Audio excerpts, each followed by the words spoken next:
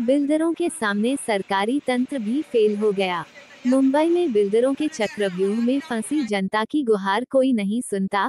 पंचशील बालविहार लाल डोंगर चेंबूर के रहवासियों के घर और रास्ते को तोड़ दिया गया। लोगों के विरोध करने पर पुलिस और कोर्ट के चक्कर लगाना पड़ा।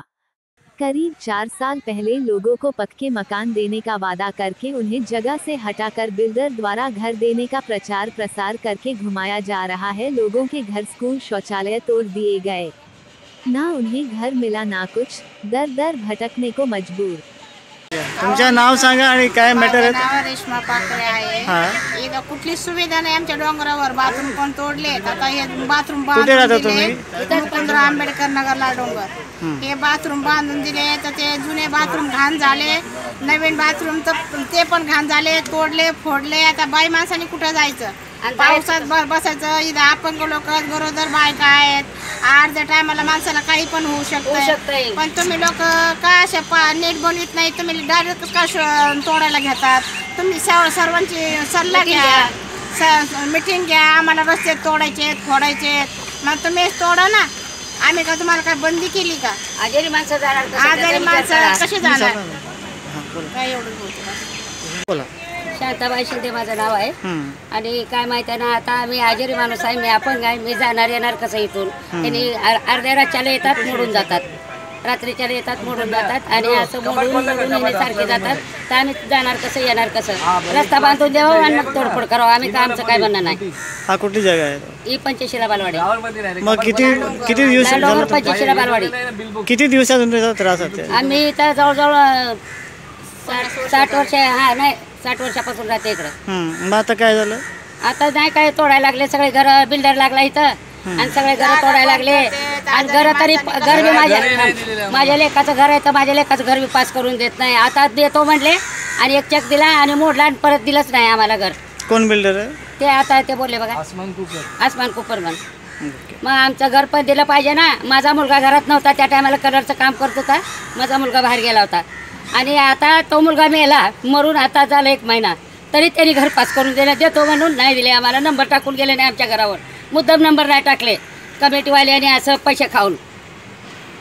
ठीक एक झाले ते, आणि गरीबाला असं केलं। त्याचं 3 मुलं आहेत, त्या मुलाला मग त्यांचं घर कोण पास करून देणार? ते त्यांना आता विचारा। इथं कोण कार्यकर्ते मोठे मोठे ते फक्त वोट घ्यायलाच आहेत का ते लोक? आम्हाला वोट घ्यायला बरोबर घेतात, मग निवडून येतात, आमदार खासदार होतात, मग आम्हाला घरं का देत नाहीत? विसरून जातात। मग आम्हाला द्यायला पाहिजे ना। देतो म्हणजे विसरून जातात। ठीक। आणि आता रस्ता आम्हाला पाहिजे। रस्ता दिल्याच्या नंतर तोडायला सांगा त्यांना, पहिला रस्ता बनवायला सांगा आम्हाला। रस्ता दिला पाहिजे त्याने, आणि त्यांनी ज्यांनी मध्ये आहेत ना त्यांनी येऊन आम्हाला तोडून देतो का रस्ता बनवून देतो म्हणून सांगितलं पाहिजे। आम्ही अपंग आहे, मी पण दोन्ही पायानं अपंग आहे, या माणसासारखीच आहे मी पण। माझ्याकडे पण सर्टिफिकेट आहे।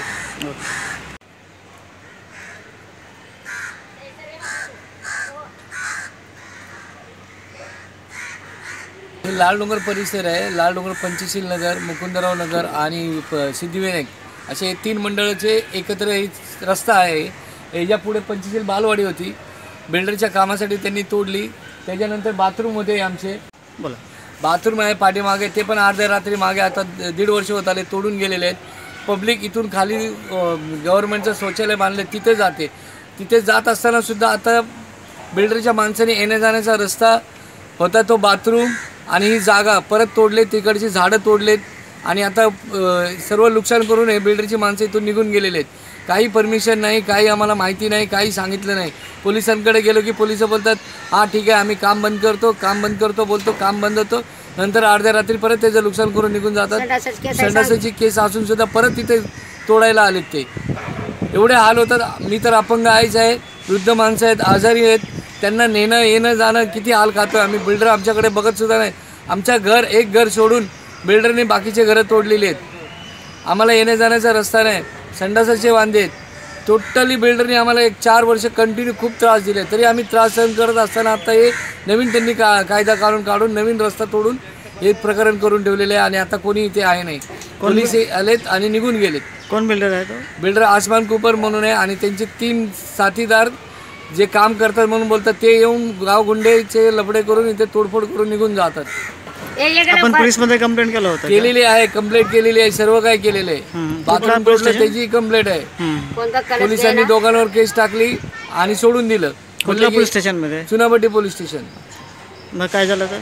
काही नाही म्हटलं, याच्या पुढे ते काय तिथे तोडफोड करणार नाही, तुम्ही काय करायचं नाही, ते गव्हर्नमेंटच्या अंडरमध्ये असं बोलून आम्हाला थांबवलं. त्यांच्यावर केस टाकून केस चालू आहे, तरी पण आता परत तोडायला आले. आमचा रस्ता व्यवस्थित करून देणे, बाथरूम व्यवस्थित करून देणे, त्याच्यानंतर तुम्हाला काय डेव्हलप करायचं आहे डेव्हलप करा, काय तोडायचं आहे तोडा. आम्हाला येण्या जाण्यासाठी रस्ता द्यावा, पर्यायी द्यावा, चांगला द्यावा, व्यवस्थित द्यावा, जिथून वृद्ध माणसं, अपंग माणसं आणि लहान पोरं ये जा करू शकते. आता सुट्टी आहे म्हणून कोण शाळेत गेलेले, आपला गावी गेलेले, कोण कुठे गेले म्हणून इथे जास्त पब्लिक नाही आणि जास्त करून सर्व कामाला गेलेले आहेत. आता ठीक. मागच्या आम्हाला गेलेले आहेत म्हणून इथे पब्लिक दिसत नाही, पण पुढे पूर्ण वस्ती आहे, येऊन बघू शकता तुम्ही. जेव्हा कामाला जा आले ते मीडियावाले आले तिथं थांबा जरा पाठवते.